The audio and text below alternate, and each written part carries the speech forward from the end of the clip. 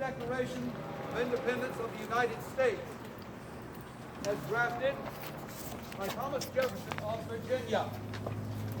You will find among us a number to read this declaration. They are scattered among you. Please give them your full attention. At your discretion, sir. When in the course of human events it becomes necessary for one people to dissolve the political bands which have connected them with another, and to assume among the powers of the earth the separate and equal station to which the laws of nature and of nature's God entitle them, a decent respect to the opinions of mankind requires that they should declare the causes which impel them to the separation. We hold these truths to be self-evident, that all men are created equal, that they are endowed by their Creator with certain unalienable rights, that among these are life, liberty, and the pursuit of happiness. That to secure these rights, governments are instituted among men, deriving their powers from the constant of the government.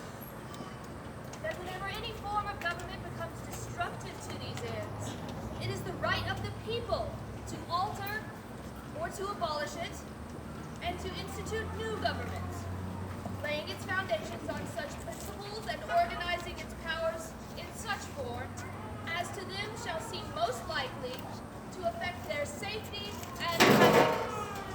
Prudence indeed will dictate that governments long established should not be changed for light and transit causes, and accordingly all experience hath shown that mankind are more disposed to suffer, while evils are sufferable, than to right themselves by abolishing the forms to which they are accustomed. Right.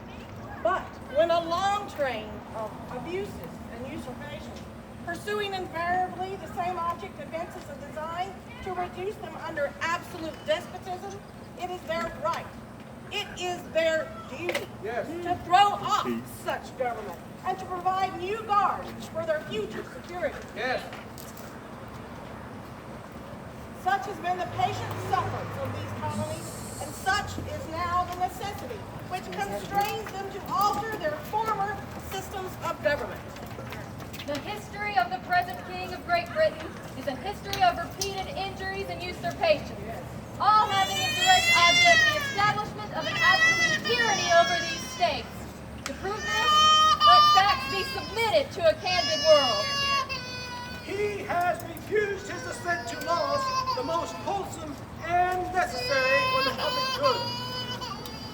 He has forbidden his governors to pass laws of immediate and pressing importance, unless suspended in their operation till his assent should be obtained.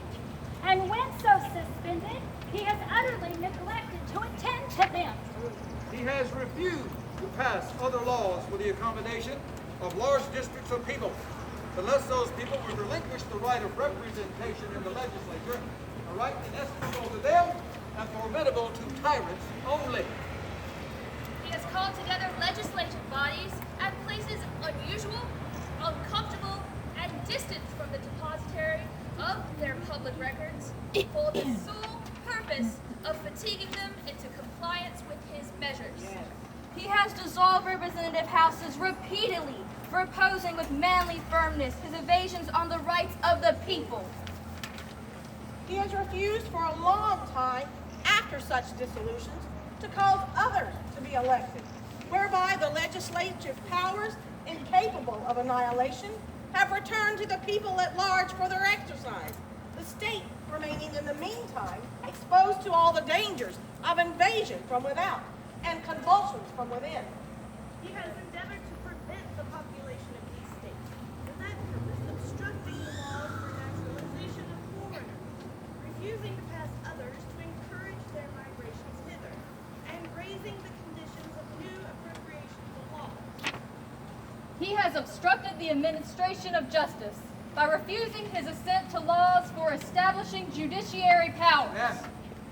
He has made judges dependent on his will alone for the tenure of their offices and the amount and payment of their salaries. He has erected a multitude of new offices and sent hither swarms of officers to harass our people and eat out their substance. He has kept among us, in times of peace, standing armies without the consent of our legislatures. He has affected to render the military independent and superior to civil power.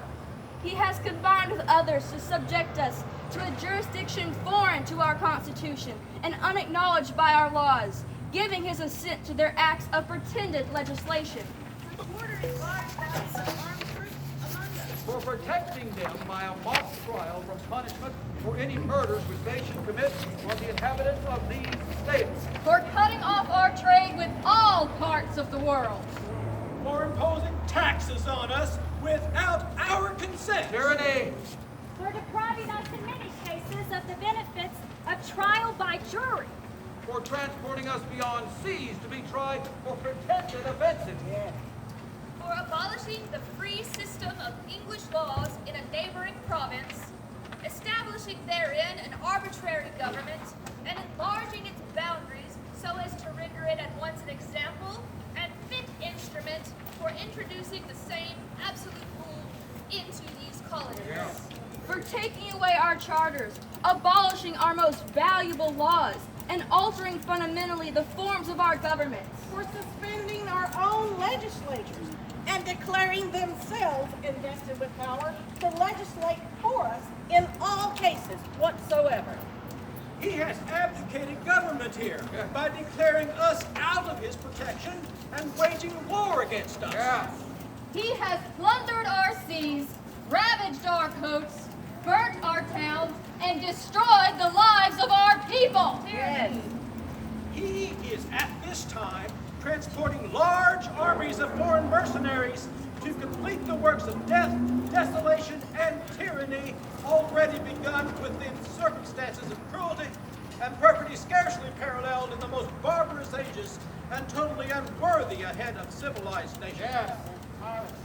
He has constrained our fellow citizens taken captive of the high seas to bear arms against their country, to become the executioners of their friends and brethren, or to fall themselves by their hands. Where's the law? He has excited domestic insurrections amongst us. He has endeavored to bring on the inhabitants of our frontiers the merciless Indian savages, whose known rule of warfare is an undistinguished destruction of all ages, sexes, and conditions. In every stage of these oppressions, we have petitioned for redress in the most humble terms. Our repeated petitions have been answered only by repeated injury. A prince whose character is thus marked by every act which may define a tyrant is unfit to be ruler of a free people. The truth. Nor have we been wanting in attentions to our British brethren. We have warned them from time to time of attempts by their legislators to extend an unwarrantable jurisdiction over us. We have reminded them of the circumstances of our immigration and settlement here. We have appealed to their native justice and magnanimity, and we have conjured them by the ties of our common kindred to disavow these usurpations, which would inevitably interrupt our connections and correspondence.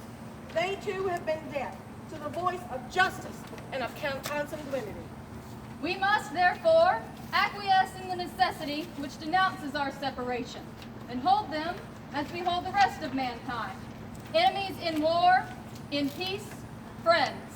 We therefore, the representatives of the United States of America in General Congress assembled, appealing to the Supreme Judge of the world for the rectitude of our intentions due, in the name and by the authority of the good people of these colonies, solemnly publish and declare that these united colonies are, and of right ought to be, free and independent states. Yes. That they are absolved from all allegiance to the British Crown.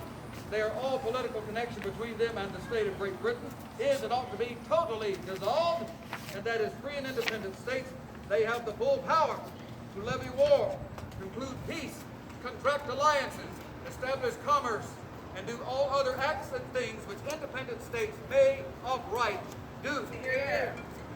And for the support of this declaration, with a firm reliance on the protection of divine providence, we mutually pledge to each other our lives, our fortunes, and our sacred honor. Hoorah!